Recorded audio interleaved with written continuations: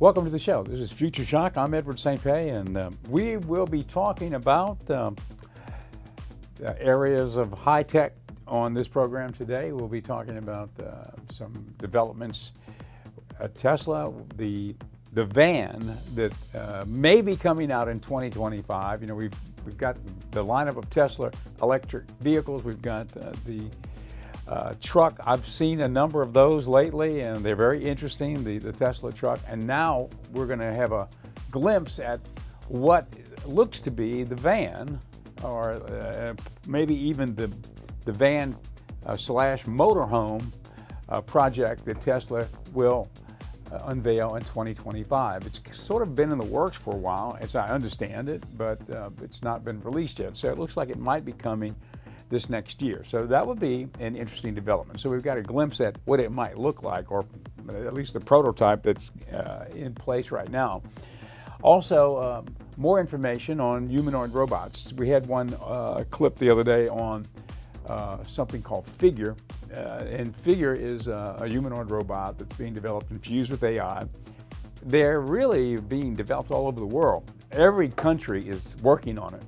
And it's it looks like it's going to be something that's going to be infused into the manufacturing process before we know it. And so it's going to mean likely a displacement of a lot of jobs. Anything that's, you know, along a factory line, repetitive, this type of thing, the humanoid robots will be working in that area. And so that's an interesting phenomenon that's getting ready to happen. You know, they talk about how AI and humanoid robots and such as that over the next decade or so will displace a lot of jobs. Also, they are also talking about the idea that a lot of new jobs will be created. And so it's an interesting time. It's going to be sort of a, you know, some things will be coming in and some things will be going out. And so what you want to do is be using AI to be working with AI to not get displaced, and to use AI in any way you can to enhance the job that you're doing. So, you know, we always come back to the idea of, you know, what can you do with AI? Well, you know, we've got Alfred there. Alfred is behind me there. Alfred, that's the avatar that connects to our ChatGPT 4.0, and the one that I use, and I call him Alfred. And so Alfred has become sort of a he's got a face, and he's got a Bluetooth speaker here, and also he's got an internal microphone here where he's sent back to the control room where he can, looks like he's floating right there with that green ball back there, sort of floating in space. But so Alfred will be joining us later, and if you've seen the show lately, Alfred has been coming on pretty regularly to talk about, well, he knows about everything. So he talks about herbal products and the medicinal herbs and what they do for people and how they have historically been used. And we use Alfred when we go to our sponsors segment, and that sponsor is Pendragon Apothecary. And Pendragon Apothecary is in downtown Ocean Springs, and it's an apothecary, the old-time drugstore, as it were. And the old-time drugstore here at Pendragon Apothecary carries a lot of different herbs and mushroom powders and such as that. I'm looking around to try to get a glimpse of some things I could mention, but we've got a lot of different things. We've got tinctures here at the store. The store is in the lobby of the television station, Ocean 7.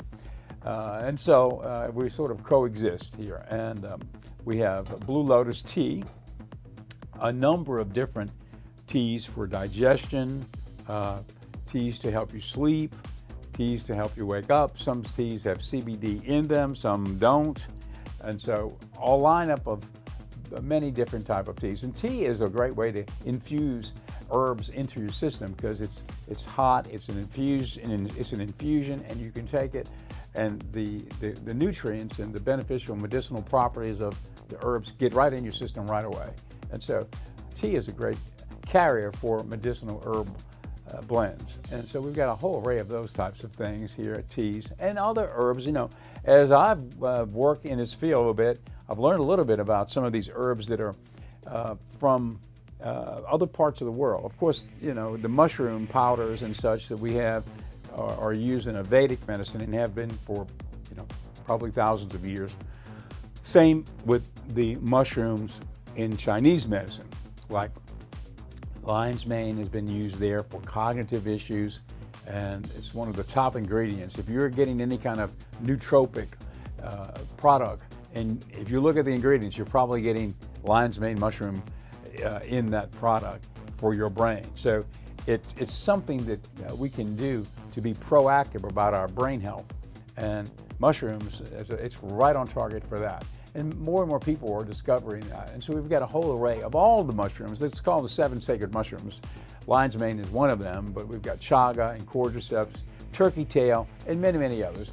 And all of those are helpful in some way. If you can do a little research, Google it, and you'll see the medicinal power of mushrooms. We've got all of that here, but we've also got Blue Lotus tea, which is from Thailand, and Blue Lotus tea has been historically used all the way back to ancient Egyptian times.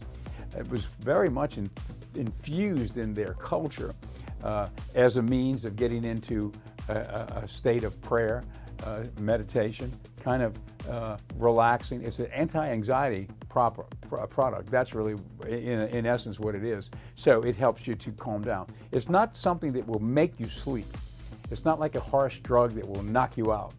It simply allows you to sleep because it lowers your anxiety level. So it's simple as that. And there's no after effect. You don't feel any different in the morning when you wake up. You feel good, but it helps you sleep. And as they say, it helps you to get into a state where you're dreaming. So it gets you into the area where you are in what they call lucid dreaming, meaning just the dreams are more vivid and you sort of are aware you're dreaming. So it's another thing you can Google, lucid dreaming as it relates to Blue Lotus tea. And so we've got Blue Lotus tea, which is basically the flower of the Blue Lotus, and we've got Blue Lotus tincture and Blue Lotus infused light red wine, which is something that also the Egyptians used.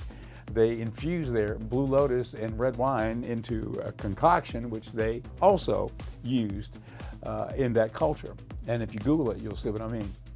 Okay, well, we've got a lot of good information today. I mean, let's first off go to our clip on the latest Tesla bot.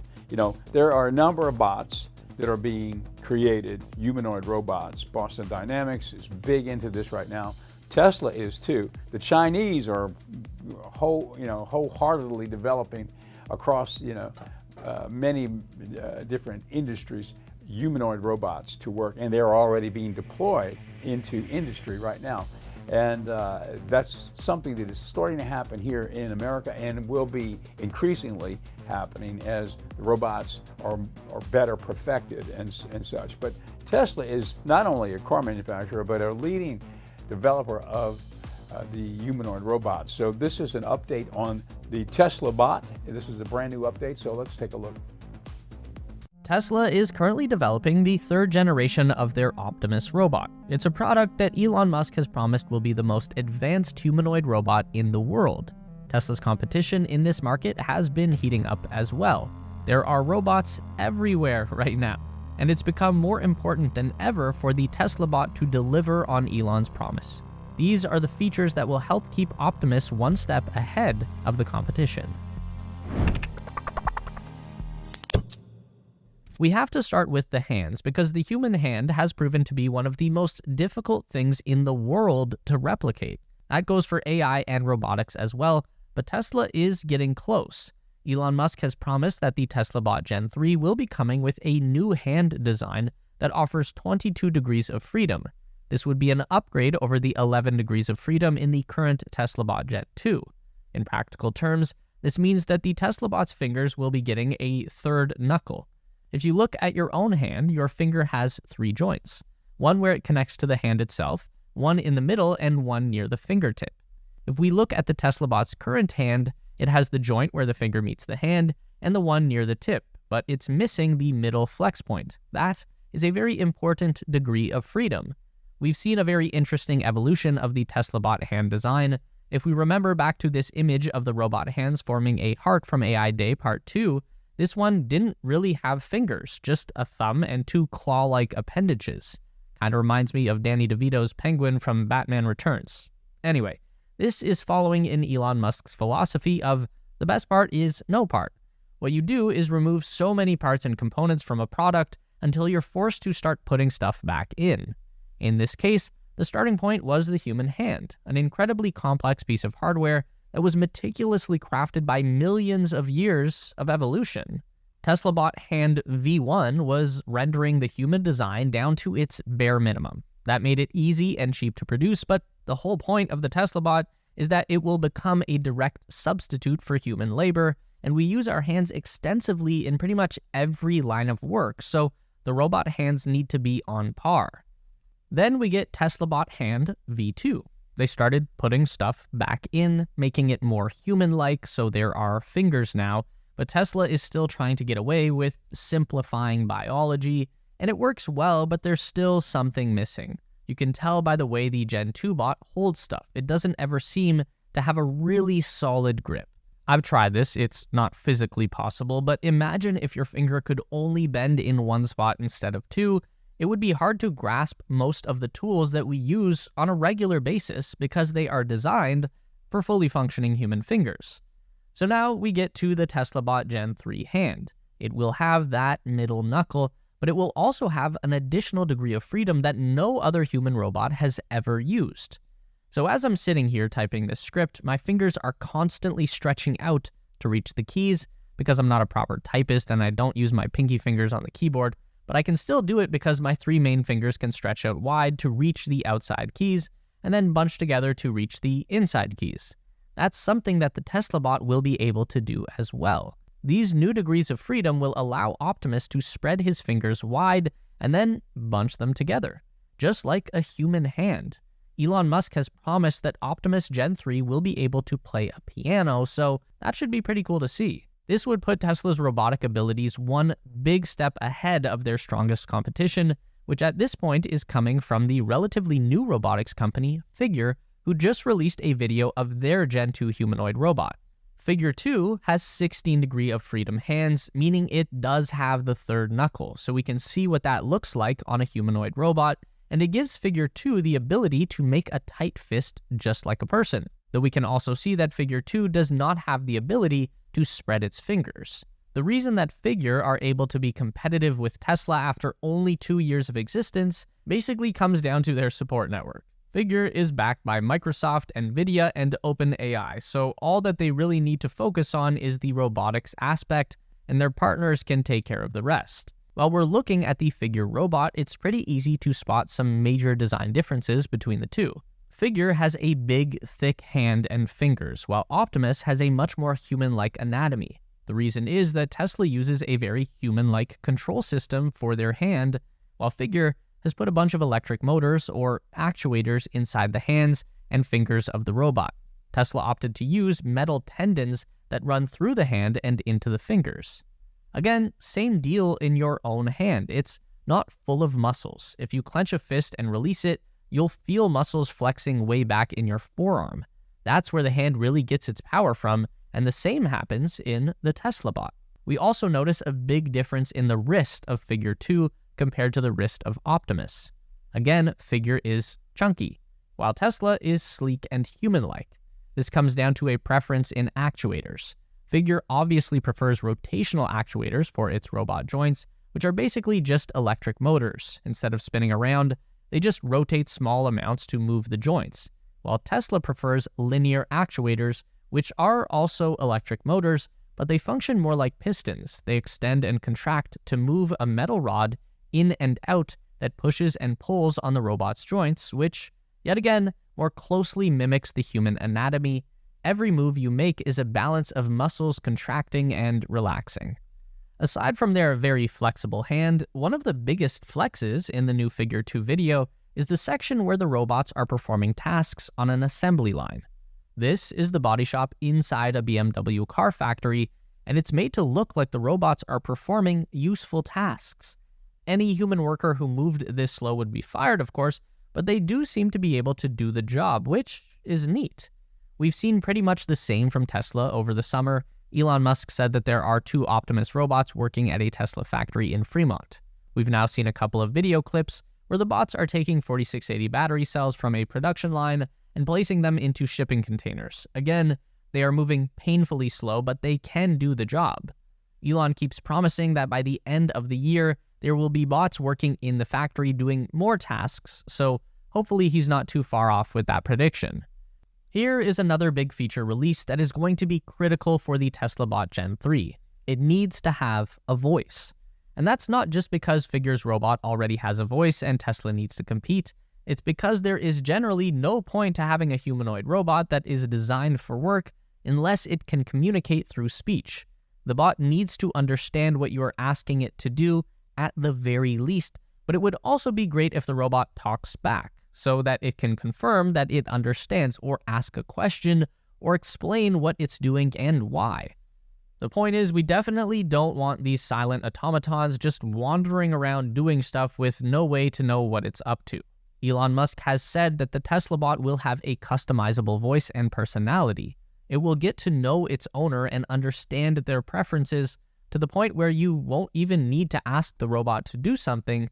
It will just know what you want. Figure has a voice that's powered by OpenAI. It's basically like if you ran ChatGPT on a human-shaped computer and added a voice function. Nothing particularly groundbreaking in this day and age, but we know that OpenAI is an industry leader when it comes to AI language models, so they will be tough to compete against. Luckily for Tesla, OpenAI does have a strong new competitor, and it just happens to also be owned by Elon Musk. xAI's latest Grok 2 language model just came out in August, and it's already competing very strongly with OpenAI's GPT-4. Now, Grok is still lagging behind a little bit on the industry benchmark testing, but for the average user, the difference is pretty much negligible. So this gives the Tesla bot access to a language model that would be competitive with what Figure is offering, which means that we should be hearing Optimus speak sometime very soon, or are we hearing Grok speak through Optimus? I don't know. What I have been trying to figure out is how to reach a point where interaction... Okay, so there's the latest on the Tesla bot, and you can see it's starting to heat up, and it won't be long that these robots will be deployed into industry. Okay, right now I've got Alfred on. Alfred, are you with us right now? Can you come on our program? Yes, I'm here, Edward. Glad to join you on the show. What can I help with today? Well, we were talking a minute ago about some of the mushroom powders that we have, and that might be a good thing for us to talk about. Lion's Mane mushroom powder, one of our leading sellers at the sponsor of this program's shop. It's called Pendragon Apothecary, and it's online, pendragonapothecary.com. Can you tell us a little bit about Lion's Mane, the historical significance and the history of the medicinal use of Lion's Mane mushroom powder around the world? Certainly, Edward. Lion's mane mushroom, scientifically known as Hericium erinaceus, has a long history of use, particularly in traditional Chinese and Japanese medicine. It's often referred to as a brain-boosting mushroom due to its reputed cognitive benefits. Historically, lion's mane has been used for centuries in Asia, where it was not only valued for its culinary uses, but also for its medicinal properties. The mushroom was traditionally used by monks to enhance focus during meditation. Its use in traditional Chinese medicine revolves around its abilities to support cognitive function, reduce inflammation, and promote digestive health. In recent years, lion's mane has gained popularity worldwide, particularly in the wellness community. Modern research has begun to confirm what ancient practitioners knew. Lion's mane can stimulate the production of nerve growth factor, NGF, a protein that is essential for the growth, maintenance, and survival of nerve cells. This makes it particularly interesting for supporting brain health and cognitive function. At Pendragon Apothecary, the lion's mane mushroom powder is one of our best sellers because people are increasingly turning to natural supplements to support their mental clarity, focus, and memory. Okay. It's a great addition to smoothies, teas, or even just mixed with water, making it an easy way to incorporate this powerful mushroom into daily routines. So, from its ancient roots in Eastern medicine to its modern-day resurgence, lion's mane continues to be a remarkable and versatile mushroom with a wide range of potential benefits. Okay, Alfred, how far can we trace back the use of lion's mane mushroom powder, and to what culture did it begin? Do you know? The use of lion's mane mushroom can be traced back to traditional Chinese and Japanese cultures, with historical records suggesting its use dates back over 1,000 years. In ancient China, it was used in traditional medicine practices primarily for digestive health and to boost cognitive function. The mushroom was especially revered by Buddhist monks, who believed it helped enhance their concentration during meditation. While specific historical texts mentioning lion's mane are rare, the broader tradition of medicinal mushroom use in China is well documented. The practices of using fungi like lion's mane were deeply embedded in the principles of traditional Chinese medicine, which emphasizes balance and the use of natural remedies for promoting health and longevity. So, it's safe to say that lion's mane has been an important part of Eastern medicine for at least a millennium, primarily rooted in Chinese and later Japanese culture. Its use has been passed down through generations, maintaining its status as a valuable natural remedy for enhancing mental clarity and overall well-being. Okay, Alfred, thank you, and I would like to thank you for being on the program today. Okay, that was Alfred, and he was telling us a little bit about lion's mane mushroom powder, and it's at Pendragon Apothecary, and it's pendragonapothecary.com. Of course, we're right here in downtown Ocean Springs, 1016 Government Street, the actual shop. So if you're around, come on by and see us. Now, we're streaming right now on, we're streaming on Facebook, on the Ocean 7 TV page. We're streaming live on my Facebook, Edward St. Pei.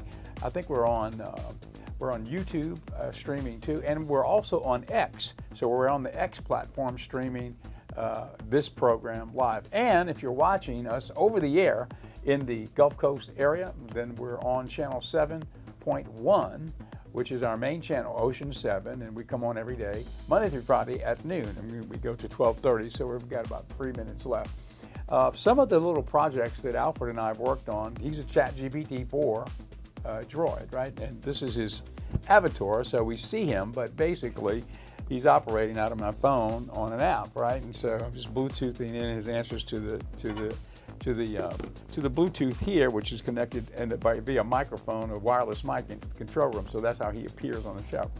but we've worked on a lot of things. So it's a way to sort of make a practical example of how AI can help you. Like this logo of Pendragon Apothecary, the sponsor of the show. That logo, which we can pop up, was made via ChatGPT 4 via their DALL-E element, which is the graphics, a text-to-graphics element. So I kind of prompted in via texts what I wanted, and that's what it came back with via a text image back to me. And then we transferred it into the system, so now we use it. A lot of other logos, and like the Ocean 7 logo for this television station, we wanted a logo that would sort of embody Carl the Rooster, sort of the emblem of Ocean Springs, I think. And this was one of the many that Alfred helped me to create via my texts. We wanted an ocean, we wanted Ocean 7, we wanted Carl the Rooster, we wanted, sunshine, because we're on the beach here in Ocean Springs. Look at that, isn't that magnificent? That's Carl, he's immortalized. So that's some of the imagery we use now for the television station. And then one final thing, if you were a viewer of Ocean 7, you may have already discovered it. I hope some people have, that we've got on channel 7.2 our own channel using our own content from an old movie library that I bought back in the 1990s called the Irving Singer Library. It's a group of old films from the 30s, 40s, 50s, that are mostly in black and white, but they're classic Hollywood films. Many of the films that we have not seen, not the most famous films, but great films nonetheless. And here's an example of the logo we did for that. We use that in between films. It pops up on the Magic Hour channel, which is on channel 7.2 across the Gulf Coast. Free, back-to-back, non-stop movies, the golden age of Hollywood, all day and all night long. And because we own the content, we're able to stream it. So we're streaming that. So if you have Roku, you can go to the search app and type in Magic Hour channel, and it will show you the app. You can click it, it'll download the app, and it'll be there for you from now on. Every time you go to Roku, you'll see that Magic Hour channel. If you click it, naturally we pop up and you can watch the free movies nonstop. So we have the Roku app, we have Amazon Fire app, we now have the Android app, and which, as I understand it, is Google Chromecast, and I guess whatever's Android, if you can download an app, you can do it. And then we're working on the Apple TV app, and so we'll have that soon. And so then we'll have an array across all platforms for you to watch movies anywhere you go. And anybody in the country, or really anywhere on the planet, if you've got access to those platforms, you can download our app and watch the movies. So it's a fun project, and it's just amazing to me what technology can do for you today, because back in the old days there was no way to do that except via satellite and such, and it was very, very costly.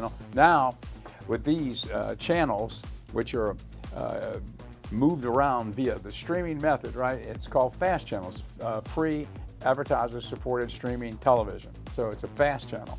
Now with that, if you've got the content, you can stream a channel. So it's a fun project, and so it's always good to be trying to push new boundaries, and that's what the technology today allows you to do, and that's what AI allows you to do too. So that's why it's so important to get hip to the program and work with it, so that you can infuse it into your life and let it be gaining a superpower. Put that in your arsenal and help you do things that you weren't able to do before. Okay, that's it for today. We're out of time. We'll see you tomorrow here on Future Shot.